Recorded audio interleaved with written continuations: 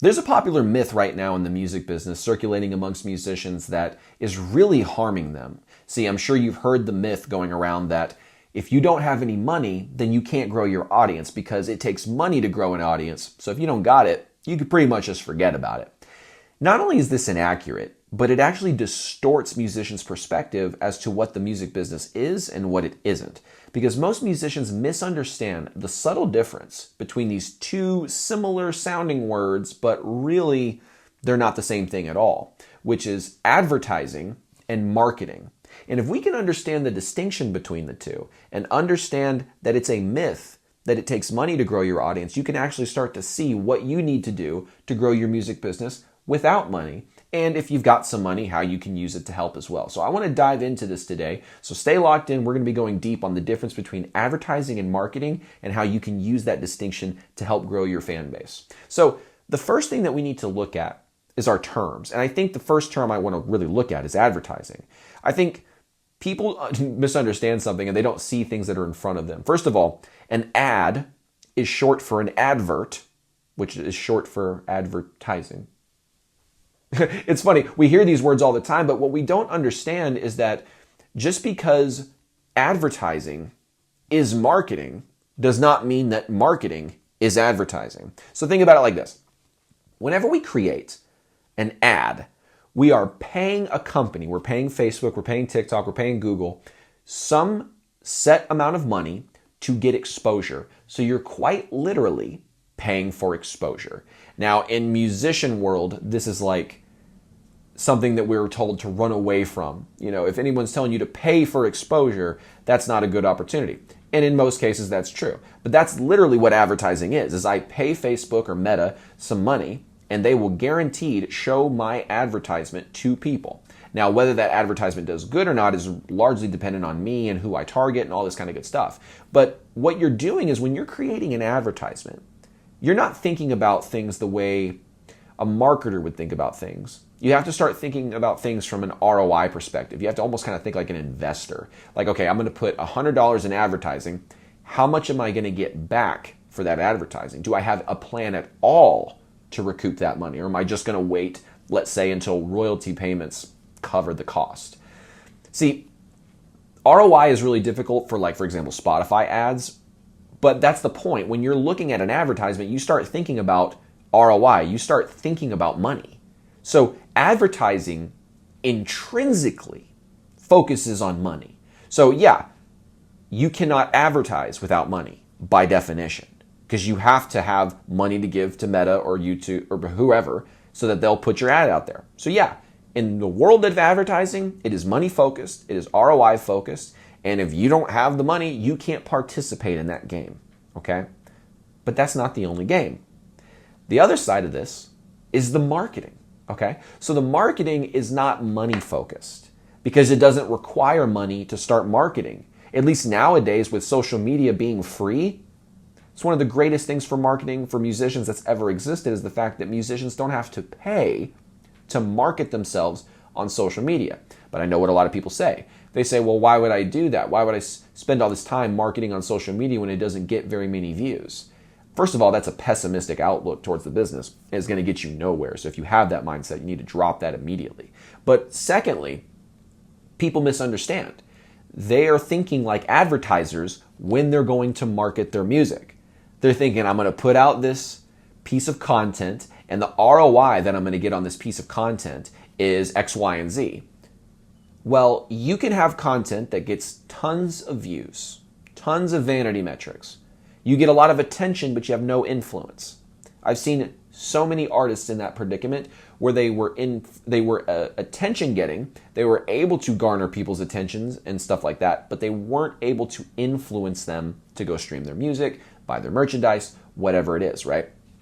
So if you go to marketing and you start focusing on ROI and stuff like that, you're probably not going to be very good at marketing because you're going to be thinking like an advertiser when you need to be thinking like a marketer. So what does a marketer think about? A marketer thinks about messages, thinks about what's the market, what's the fans that I'm trying to get into my music world, and what's the message they need to hear so that when I say that message to that group of people, they are the least resistant to consume and enjoy my music, right? So you have to think about what is the messaging. So you're not focused on money, then what are you focused on?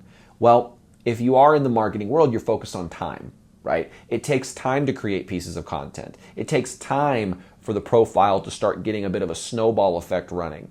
And I know what that's like. I remember when I very first got on TikTok, I had like 3 followers and I just posted every single day. I missed a few days throughout the year, but I posted over 350 videos in a year. And I instantly went from like 3 followers to 5,000 followers. And I didn't quite get to the 5,000 until like the last couple of months. So it was a very exponential kind of thing.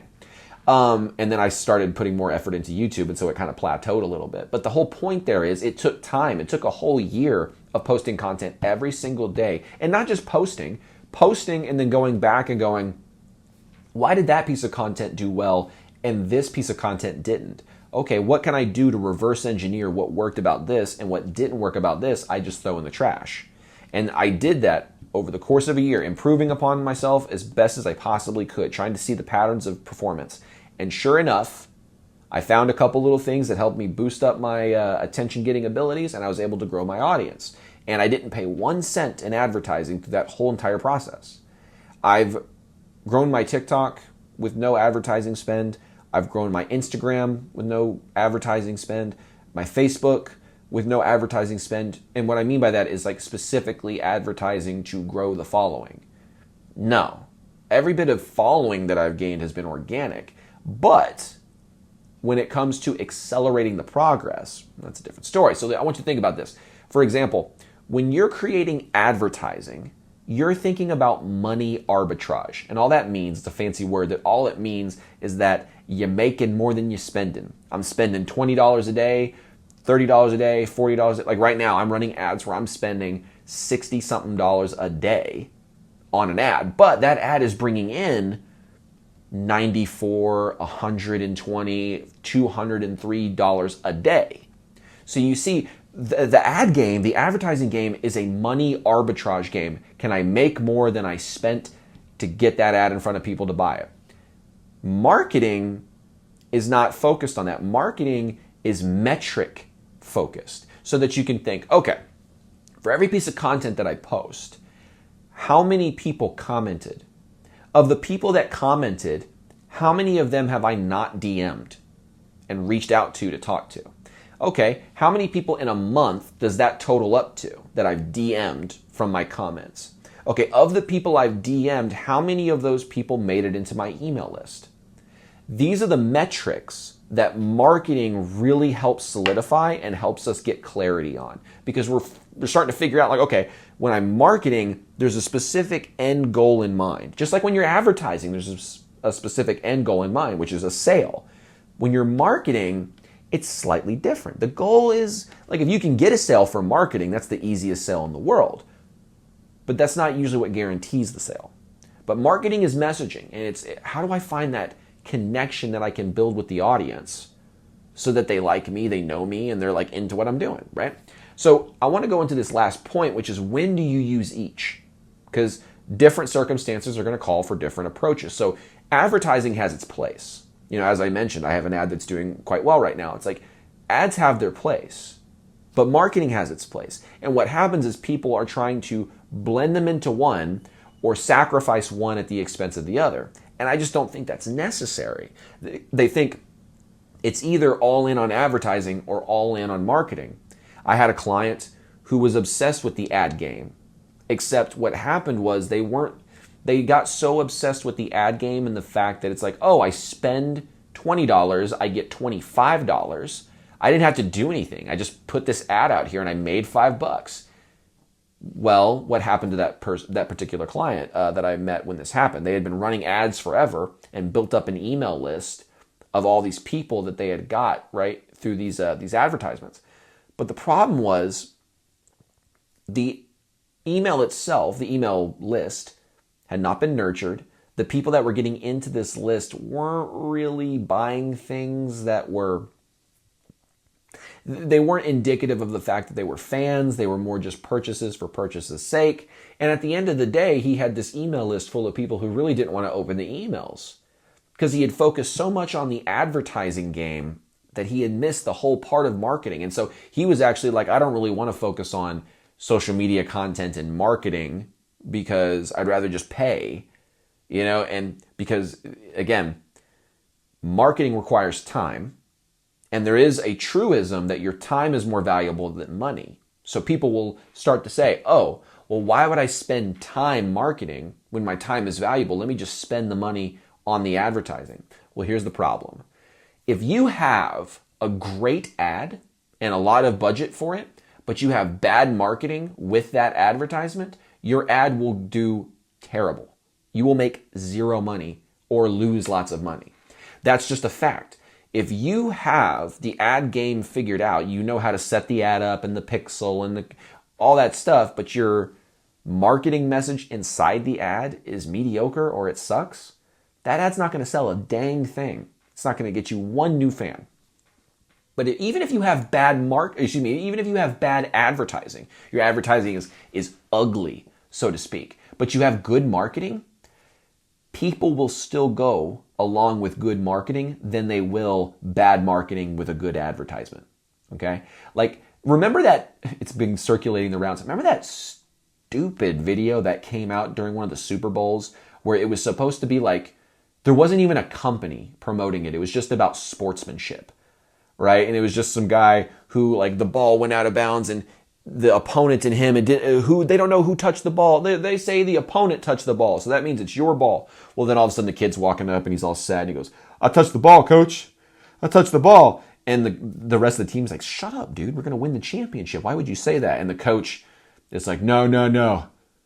Good call. And then it's like sportsmanship, blah, blah, blah.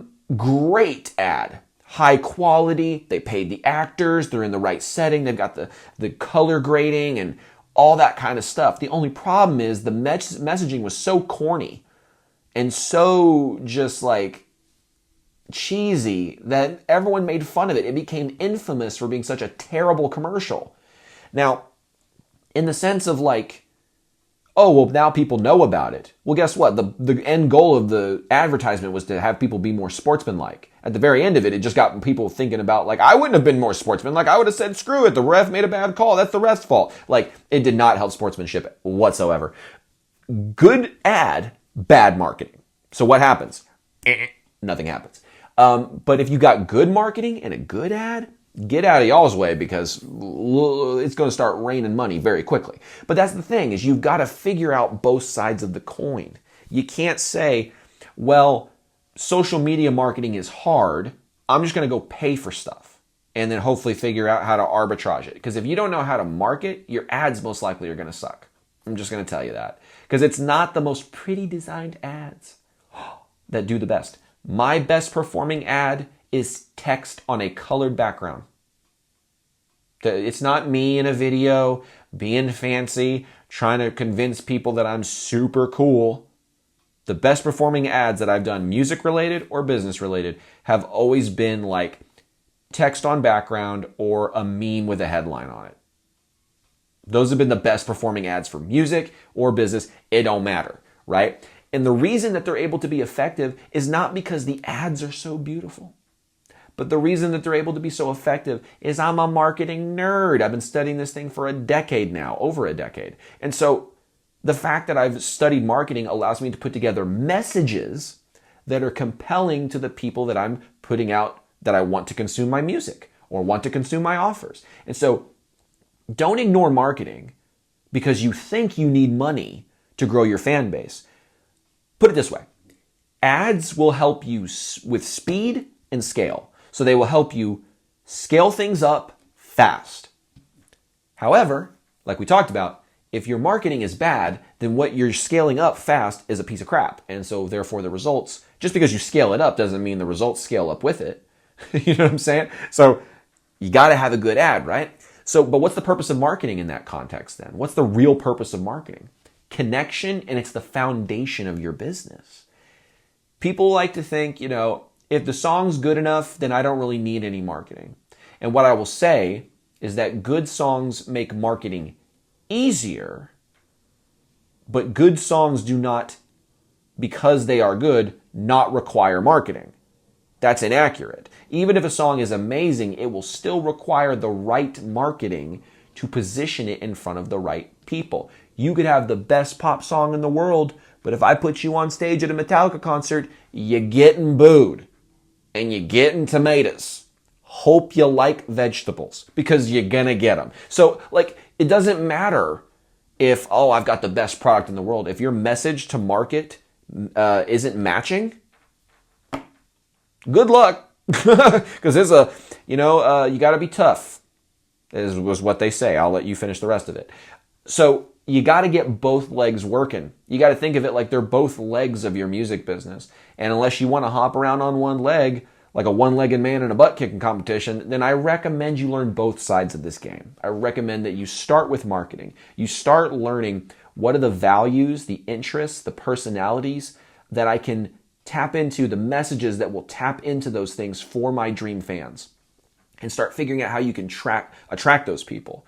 I mean, I've had messages that are super, super funny and messages that are super serious, and they both work. So you just got to figure out an angle of approach to go out to your fans, whether it's comedically or seriously, and get them to care about what you're doing. But the way that you get them to care about what you're doing is through the way that you frame the music, the way that the music helps provide context to something in their life, right? That they can immediately relate to.